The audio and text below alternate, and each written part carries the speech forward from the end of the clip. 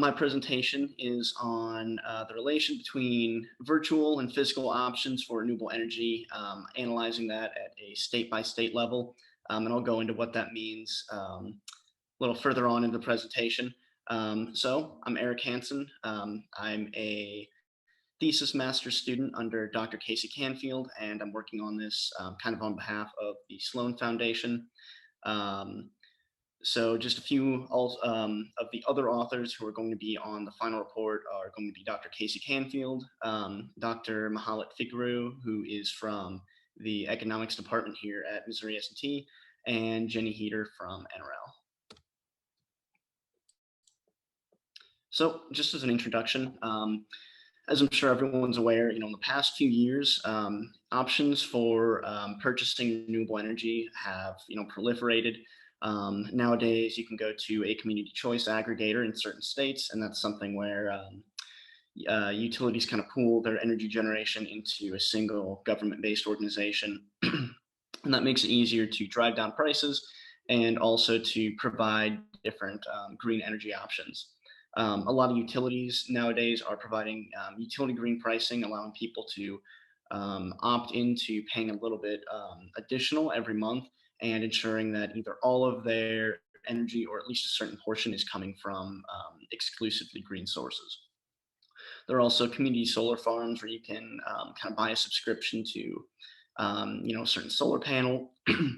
And then obviously you have the traditional rooftop solar panel where you install physical solar panels like on your own property. And so by and large, these can kind of be divided into virtual and physical options. And so physical options take the place of something like the rooftop solar, where you're physically installing, a tangible thing in order to get that green energy.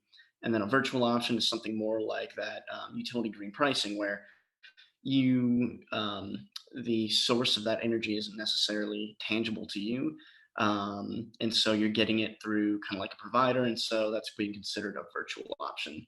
And so the question that we're trying to answer here is whether consumers see these as complements or whether they see them as substitutes. And so basically, if they see them as complements, if they're more likely to, purchase one of those options, they're also more likely to purchase the other as well. Whereas if they're substitutes, people tend to be more likely to only purchase one or the other. And so the data set that we use for this is a panel data set. It has data for each of the 50 different states, as well as DC. It takes place from 2017 to 2019, and that ends up giving us a total of 153 data points. We included the residential PV generation, so that's photovoltaic generation, as our outcome variable, and then as the main explanatory variable, which is going to take the place of the virtual procurement options, is a voluntary procurement variable that we get from NREL, and it basically goes over a few different virtual procurement types. And so we also included a number of different control variables. So we used dummy variables for the year. We used solar insolation, which is basically a measure of how much sunlight that a state gets. We used policy controls, such as whether or not states have laws which enabled the formation of CCAs, which are those community choice aggregators I talked about in the intro. Another variable called RPS trend, which is the number of years that there have been renewable portfolio standards laws in the state. And what those say is basically that a certain percentage of electricity needs to come from renewable sources. So Missouri might say, for every utility company, at least 10% of the energy that you provide needs to come from some source like solar or wind or something else like that. There's also solar compensation laws, and those basically contain net metering, as well as a few other types of policies. Basically anything where for your generation from residential solar, where you can sell that energy back to utility companies, any form of policy which allows for that.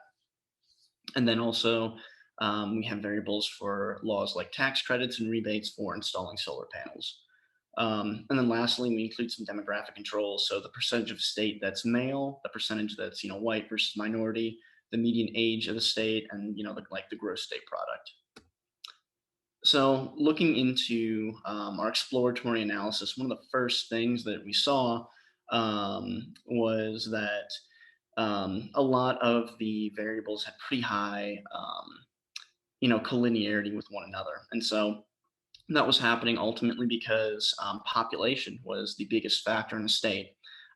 So, for example, Texas would obviously have a lot more, solar installations and a lot more voluntary procurement, because of the fact that it just has more people. And so the first thing that we did is we took a lot of the major variables as shares. So, like, um, the solar generation and the voluntary procurement, both of those, instead of being taken in megawatt hours, are taken as shares of the total, generation in that state. And so the second major thing that we found was that there was significant right skew in a lot of the variables. So as you can see from this first graph over here, when it comes to voluntary procurement, we have a lot stacked up over here at the left end. And then as you get to the right side of the graph, it kind of trails off. And so we ended up taking the logarithm of that and a number of other variables, and we get a much more normal looking distribution.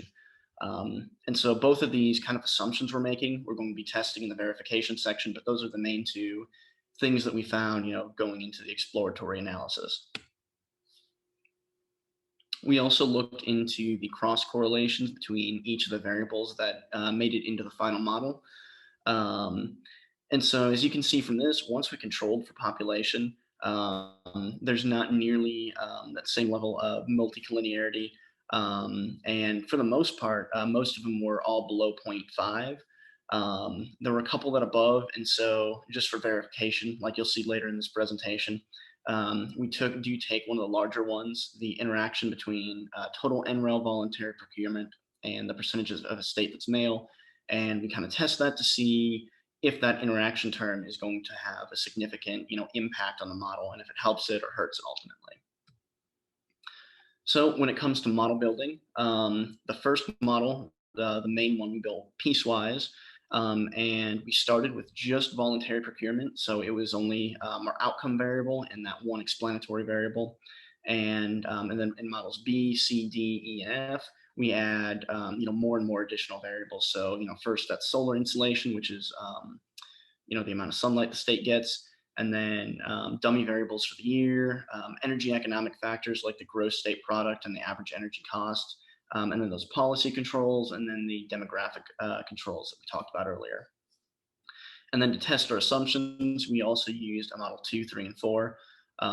Model 2 didn't take the logarithm of the variables. Model 3 didn't take the log, and it also didn't measure in shares. And so voluntary procurement and solar generation were both measured just as megawatt hours. And then model 4 is the one that included that interaction term between voluntary procurement and the percentage of a state that's male. So for our verification, these are the different residuals for each of the models. As you can see from model 1A to 1F, it starts out not great, where there's a lot of kind of outliers on this graph. But as time goes on, as more of those variables are added, it gets more and more homoscedastic until in this last one, that pretty much looks exactly like what we would want it to look like. And then as you can see down here in model 2 and 3, we included these because we wanted to test to make sure that the residuals were really improving when we took variables as log shares. And as you can see here, it's very heteroscedastic. There's a very clear trend in there. And so that kind of helps to assure us that we made the right decision in how we measured those variables. And this is just the explanation of that. We also used a k-fold cross-validation, and this is kind of where we wanted to test Model 1 versus Model 4 and to see which one was a better fit. And Model 4 performed slightly better, but each of them tended to be, roughly the same performance. And so it indicates at the very least that even though Model 4 is a little better, both are pretty good fits overall. We also looked at a lot of the traditional numerical methods of measuring the model fit. And so as you can see, models 2 and 3 actually had much higher correlation values or R-squared values, even though their residual plots were a lot worse. And so one of the interesting things we found from this was about how a lot of times you want to use multiple of these verification measures to really test if the way you're analyzing the data is really a good fit for what you're doing. And then, Model 1F and Model 4, again, tended to perform about the same like what we saw before. And so, in deciding which model to include in the final paper, I ultimately went with Model 1F because, again, Models 2 and 3, they didn't have the right jackknife residuals to really fit with the assumptions we're making in a linear regression. And then, again, Model 1F had the most variables in it. And as you could see, they definitely improved over time. And so ultimately, Model 4 did tend to perform a little bit better than Model 1F in a lot of the verification measures. But since there wasn't really a theoretical justification or background for including that additional term, we ended up leaving it out in the final model. And so we used Model 1F. So as far as interpreting it, there's not really any interpretation of the y-intercept. But when we come to our main explanatory variable, Can we I found cut you off, Eric? Because you're past beyond the 10 minutes. So I want to make sure folks have time to ask questions. So I want to open the floor for questions.